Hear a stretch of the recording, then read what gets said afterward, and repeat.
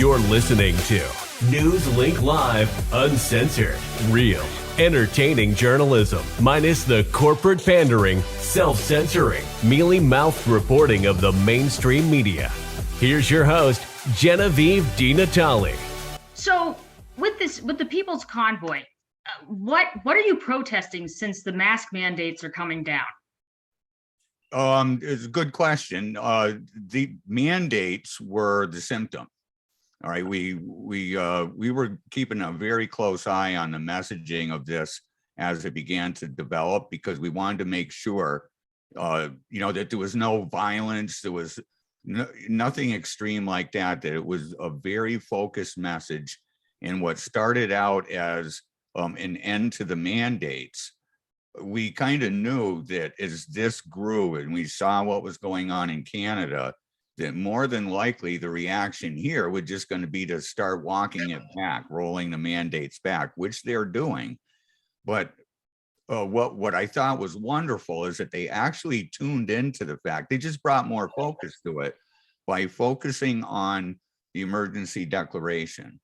All right, so they went from treating a symptom to treating the problem. All right, because they can roll back the mandates and say, okay, well, you scare us, we're rolling it back now.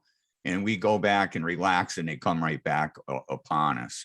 So they're dealing specifically with these emergency declarations. Okay. So are you prepared to be arrested and have your truck seized? Yeah.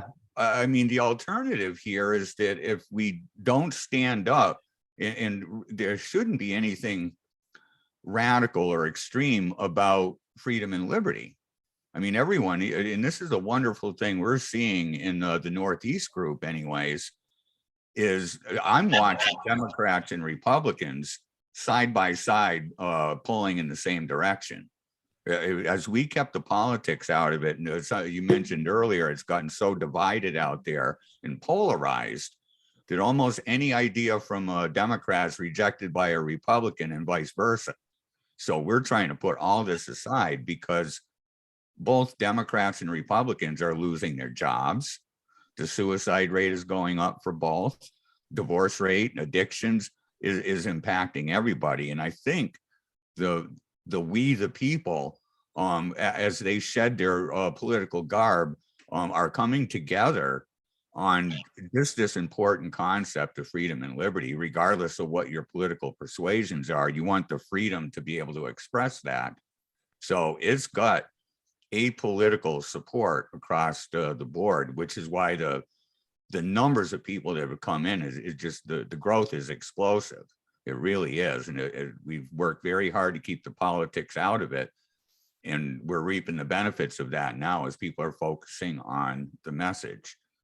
Yeah, but freedom with respect to not being able to have to get vaccinated is in mass mandates. I mean, that's where this all originated, right? Are these the primary complaints? I mean, those are more of the symptoms. Is government has claimed the right to mandate things upon us. Now, mandates aren't laws. Executive orders, people early on in this, is I was out, I've never worn a mask. I won't be masked by government. I like many people, have common sense. If I'm not feeling well, I'm going to stay home. I'm not going to go to work.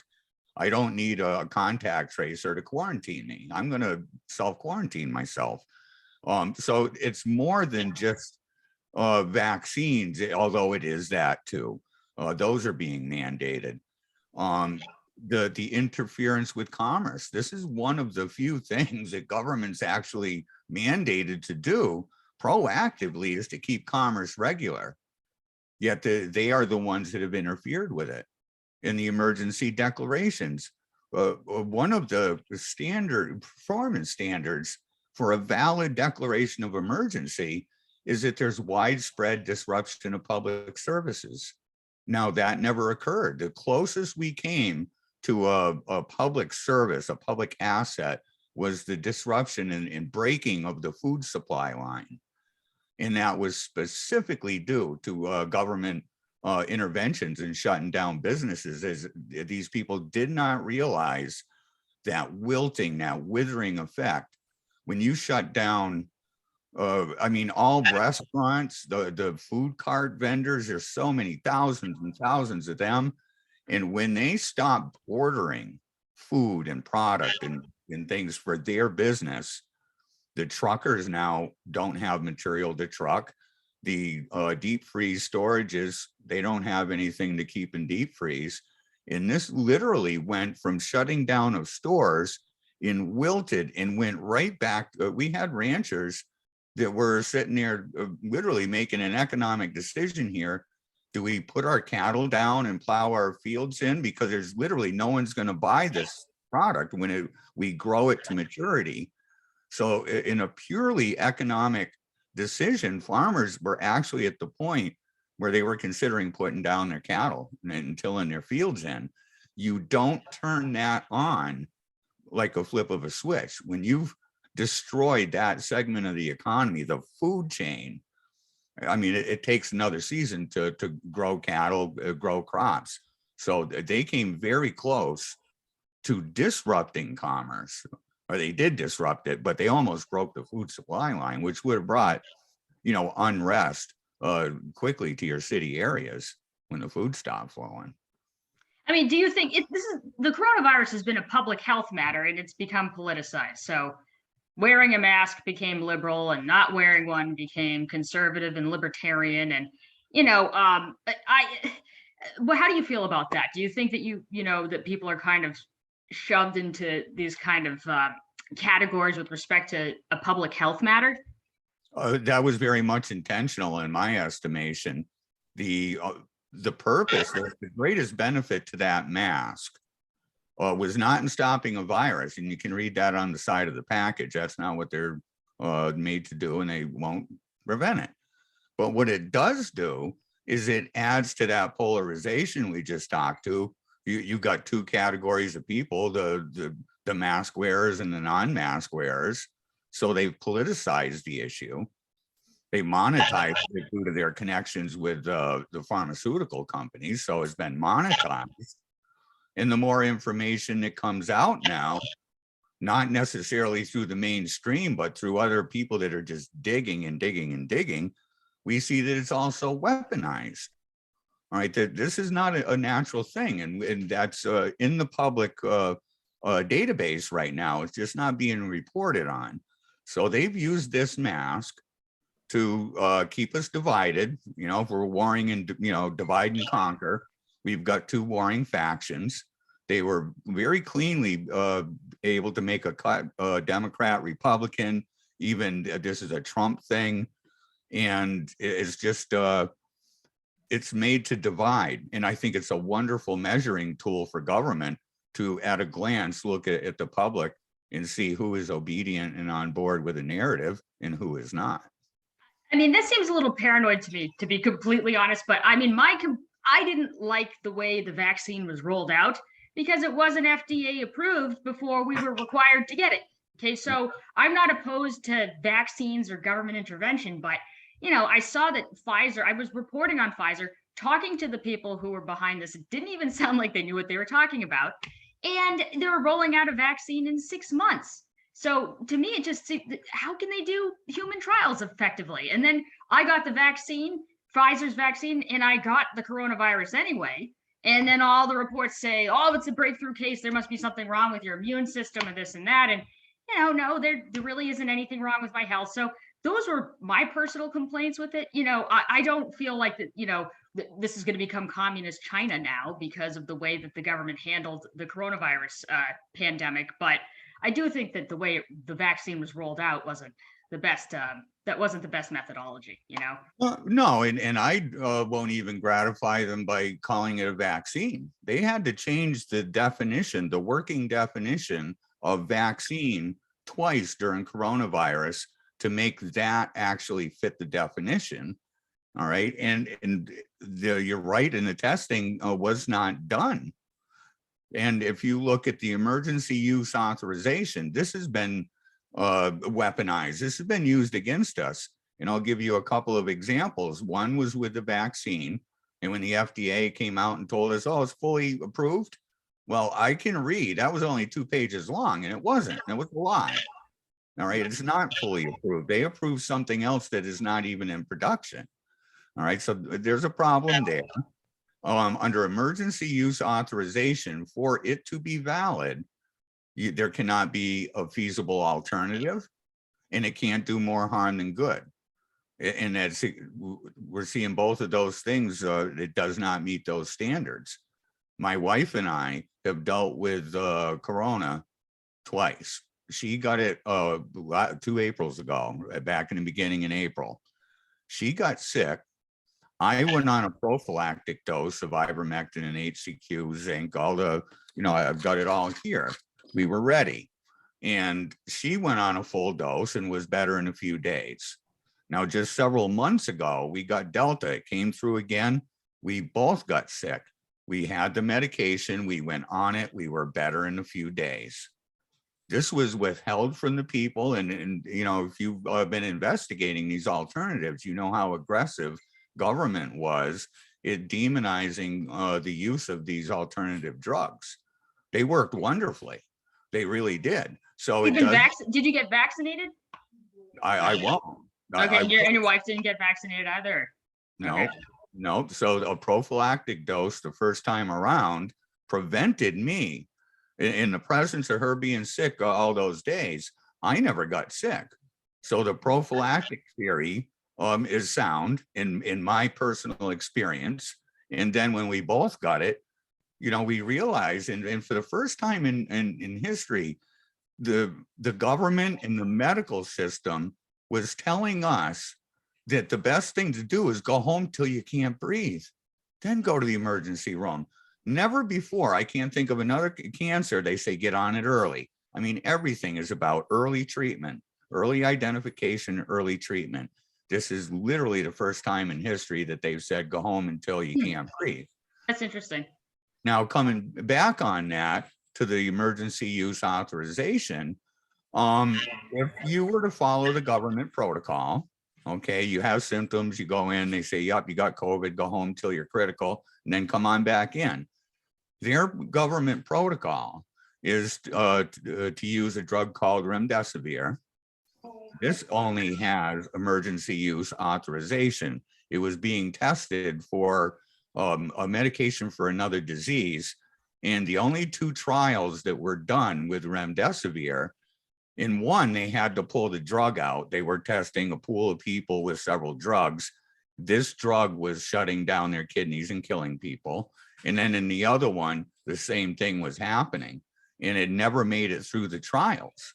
So you now have a drug that when you have renal failure, all your organs begin to swell up and take on fluids, not unlike the symptoms of COVID. So this literally created, as the drug was harming people, it created symptoms of the condition it was supposed to cure you of.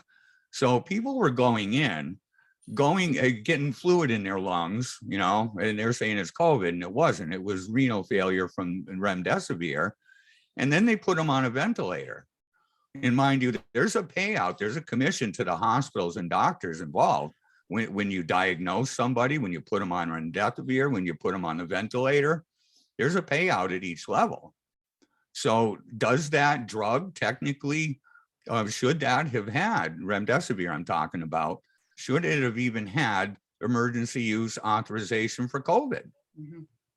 I think they violated the laws, and we're seeing that as more information trickles out, and it's only been through constant pressure and people relentlessly pushing for this. I mean, why would the FDA not give us, or the CDC, for 75 years, proposing that we shouldn't know what's in that shot for 75 years? I mean, how the flags don't go up with people, I don't know. That's interesting. So back to the People's Convoy. Do you plan on having this be a long-term protest movement? I mean, how confrontational do you plan on being? Confrontational, not at all. I mean, assertive. I think these people are really just tired of being herded around like cattle. They're tired of the mandates. They're tired of the economic destruction, all the things I said, from suicide, addiction. They've had their fill. they're going down. This is what may be one of the largest peaceful assemblies seeking redress of grievance. This is such a classic First Amendment effort to be confrontational. I think it's just a little bit more than I would go. Assertive, yes, but we have made absolutely sure that our ranks and the volunteers and the people that are going along with us are perfectly understand that we're going down there as message deliverers. Anyone who's talking smack and violence or anything like that, we all are in agreement there to be identified. You know, we're not going to deal with that. So we don't even let that type of talk take place on our boards. This is about freedom and liberty, you know, purely peaceful assembly of Americans. So how many people are involved in the People's Convoy? How many people do you think they're going to bring to DC? Boy, I don't know where it's hard to keep get our finger on that. Is everyone's watching what's happening in Canada, which I mean, I'm hard pressed not to just call that flat out tyranny. I've seen some horrible things happen to very peaceful people.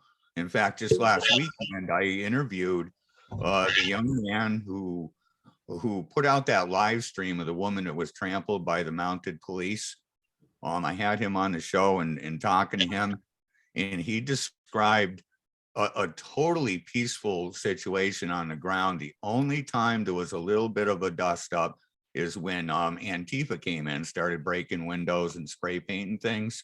But that was it. That was some agitators, and I guess they were able to get them out. But the people themselves really just wanted to have their government's undivided attention, and there was no violence in their effort either. And so we're definitely not going down there after seeing January 6th and all the theatrics around that. We know they're likely to try to develop a narrative around this as a bunch of, you know, crazy extremists. But I got to tell you, there's a lot of mama bears in there. There's a lot of angry mama bears. They're the ones that overwhelmingly jumped in to help organize this. Not so much, the truckers, although they're watching on the sideline, but they're keeping their head low. To answer your question, the truckers are there, their hearts are on board, but they're very nervous to go out publicly, openly, registering, signing up to things, just because they don't know if they're going to be treated punitively by government. Their bank accounts drained, for example. How did this start in the US? How was this organized? Do you know? Well, what appeared to happen, a lot of it was very organic. Eventually, we had the truckers, Brian Brazzi and others that have been on the news, eventually, you know, became the spearhead for that. I think all of America was watching Canada unfold, and I could just sense that rolling boil, if you will, starting to come about. And, you know, for whatever reason, those guys, there was several of them in a committee, one up in the Northeast here out in New York that I've been working with. And, you know, we just knew it was going to pop off. Brian and those guys set up their national page, and almost immediately filled up. They had 500,000 subscribers on there. And of course, social media being what it is, they filtered that out and killed the page. And at that time, I realized this was almost definitely going to happen here. I floated out a page myself for the People's Convoy Northeast group. I was nervous about outside elements, even those meaning well, but people from halfway or completely across the country telling our people in the Northeast how to get out of the Northeast into DC, right? Lots of agitators. There were lots of feds involved in January 6th. So I rolled that page out. I've got a connection to many of the patriots in the Northeast, and, you know, people that I trust and have integrity. And I tried to nudge them into volunteering to organize in their state. So when I floated that Facebook page out there, I went to bed that night thinking, you know, I'll be lucky if a few hundred people pop in there and get involved. And in the first day, I think we had like 10,000 people, and we're up 70,000 right now. It just caught on fire. And we've got numerous organizers in every state. They know their road, know their people, and there is such support. This is why I think the truckers are there. And I think they're going to line up in big numbers, because the public, when they came out, and this weekend was our first weekend of donations, every place is reporting to me that they're filled right up. Connecticut, I think they got 2 tractor trailers of just supplies, food and supplies. So they're going to be all set. If they get down there and like Canada did, show up, everything stops, focus comes on the message, we're going to be able to keep our messengers, their fuel in their trucks, food in their bellies for the long haul, and the people's hearts are behind it. So I think this is going to be a success. There's no violence at all that's going to be tolerated, not from our groups. Everyone is tuned into that. This is a peaceful assembly. It's going to be peaceful from beginning to end. If we have any influence over it, do we? Sorry, you're heading up the Massachusetts division of this, right? I mean, where is the kickoff point? When is the convoy going to start, and where are you guys leaving from Massachusetts? Well, I threw up a page for the whole Northeast. We've got now state organizers in all of the states, from Maine all the way down to Pennsylvania and Maryland. So we're going to tie in with National's timeline, and they're going to be staged outside of DC on the 24th. Our longest leg being Maine is about a 2-day trek. So we're gonna do one full push right through, get ourselves out of Connecticut, New York, and over into Pennsylvania. We're going to overnight and meet the rest of the country. And so the goal is to be there by the 24th, and everyone's going to depart on the 22nd or the 23rd. No, the 4th. The 4th is when National is going to be arriving, I believe, in Maryland. So the 4th of March. Yeah. Okay. Yeah. So when's the convoy departing? Just if you're sorry. For us in the Northeast, it's about a 2-day travel if you were to travel from Maine down to DC. So we're going to do a good full day push, pick up all our brothers and sisters along the Northeast states, and we're going to be positioned probably in Pennsylvania area. And we're going to be right there timed with the rest of the nation. The Southeast will be coming up. The guys that started in California, they're going to be rolling on the 23rd. Their schedule is out there, so we know approximately where they're going to be and how long it's going to take. And we're going to try to time it. It may not be perfect, but you're going to see a lot of America rolling on DC come the beginning of the month. So are you linking up with other conservative groups for this effort? Again, this is completely apolitical. We're not targeting anybody, and we're not omitting anybody. We really are just appealing to, we want to get our truckers there. There's a big ground effort reaching out to all the private trunking companies. We're at every truck stop, every rest area, and we're letting them know it's there. We got a route map now. So the marketing that we do isn't going to be based on any political persuasion. It's going to be just on getting the trucks, because they're the perfect messengers. They run the veins and the arteries of this country.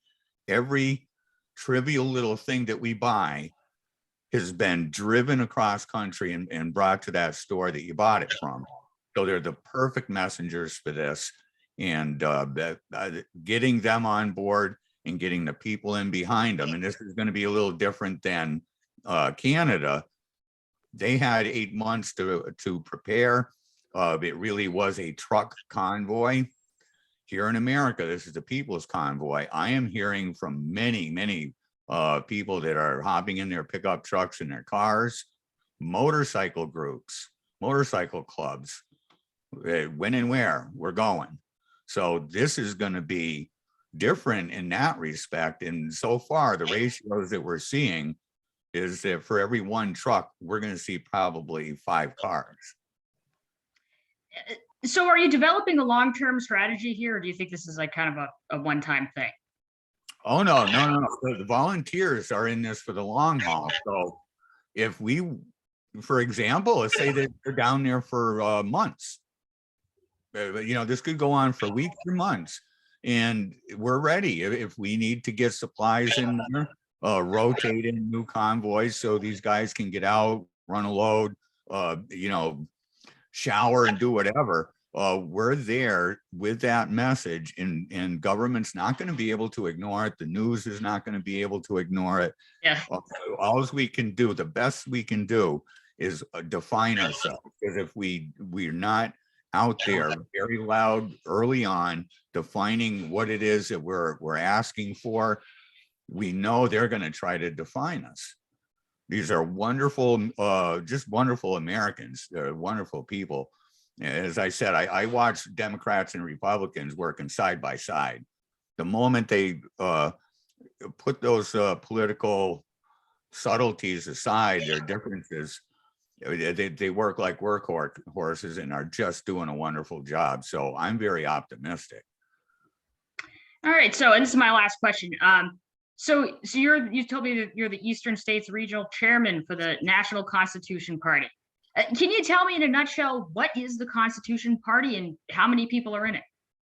Well, this is where the politics comes in. Most of the people, the overwhelming majority, is very few that even know that I'm associated in this trucking effort, because I wound up in a pretty visible position as far as organizing, and we all agreed no politics. So I've withheld that. Most people have no idea. I shared that with you last night in preparation for this. I'm not injecting that into the movement, though. Okay. I think the relevance is that as the Northeast Regional Chair, I have connections, and it is my geographical area from West Virginia to Maine to develop and grow the party in those states and assist those state leaders. So I had some connections within the region of people that I trusted. So that's really why I threw out that regional page for the convoy, is, I knew there were some competent people that wouldn't go astray from the message, and it would allow our states in the Northeast. I'm telling you, these people know their roads and know their people. It was just best that they organize and connect their subroutes up here. So that's kind of the connection is. I had a regional network and I tried to put them to work. But the party itself, this is a political party, just like Republicans and Democrats. Only, I spent years myself. I'll admit, I was a Republican for many years. I belonged to every organization that was about bringing classic conservative family-oriented values back to the GOP. I was a fly in their ointment. They didn't like me very much because they worked on compromise with the Democrats, and they just became more Democratic, if you will. So I tried to change within the party, within the apparatus, and I couldn't. I was a delegate twice to the national convention for the Republicans, and they did everything they could to keep people like myself out from participating. 3 times they tried to do away with caucuses in Massachusetts because free thinkers like myself went in there and started beating senators and sheriffs for delegate seats to the national convention. I got to a point where I realized that it was so broken, no matter how hard myself and others like me worked to change the party and bring it back to its roots, a problem which is identical or even worse within the Democrat Party, by the way. But I said, I'm tired of wasting time. And I looked at the Constitution Party, and then I evaluated it over time. And unlike the other 2 parties, they kind of change their window dressing every 2 to 4 years, what their values are. And I would submit to you that if you change them every election cycle, just as a mathematical calculation of trying to win an election, these are not your values. They stand for nothing. So when I looked at the Constitution Party and I said, this is just wrapped in freedom and liberty, in many cases, it's just a reiteration of the Constitution Party. And I got thinking, I said, what if, my kids, my grandkids, what are they going to see if they want to investigate the Constitution Party? And I think it would be the same for them. They got values. They're underpinned by their small government constitutional values, and will be the same after every election cycle. So that was a great appeal to me, as it wasn't shifting ground under my feet. There was a set of values that were underpinned in the party philosophy. And, it very much was decentralized, from their opinions on foreign policy right down to civic activism and engagement at the municipal level. It all worked together very nicely. So I'm excited, even though we got states that are still seeking ballot access. And I walked into a seat where the Northeast needed a great deal of development. I'm seeing an amazing groundswell of interest as people are starting to look outside of the duopoly politics that we see in our state houses in DC. Thanks for listening to News Link Live with Genevieve DiNatale. Be sure to subscribe so you don't miss the next episode. While you're at it, leave us a rating and review.